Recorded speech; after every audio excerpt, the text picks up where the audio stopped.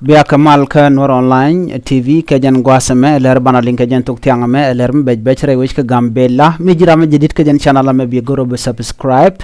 en tanya bana writing ke jan gwasame chanwer makan wala ka gambele ber sept en wala changa wal badda ka pay baro ron kini dara wi jan daru de diok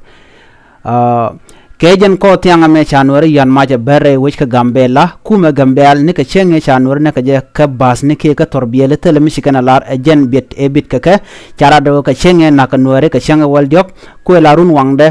kwala we ka mo kwen kana nuore te na ka ber te chana ka ber shudun diena jen shuka waka matar waka liya gwi kana hok nuore ten wini kame shi ka loch re we ka gambela tele raj mi shi ko nuore jala nuore ba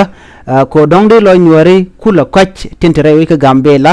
chala do tele raj mi chalat entama ngor diktung wan wuken ka mu ka ben rewi ka gambela ke jen tuk tianga me chanwer ma ka nuari entama jare ga dan to entama ke jen kor gwasame mi jiram jidit ke jen chanalam bi goro jin bi jen yogani ko ken ke bi je chair ke bi je gorben go mite ga dora den medel lat ke jen queen werna me dere goro dere lat de yen goro den chonkel ka nuari kamati yen ke ngane dial kone la kwari gambela di yero ka ko dere ga me de caption ngadi menang nuari tele kamat manang nuari chi nong yow na me jende yelinga jan gwasame kala dan ji tore ka gambela en wo chan nuari chaga mak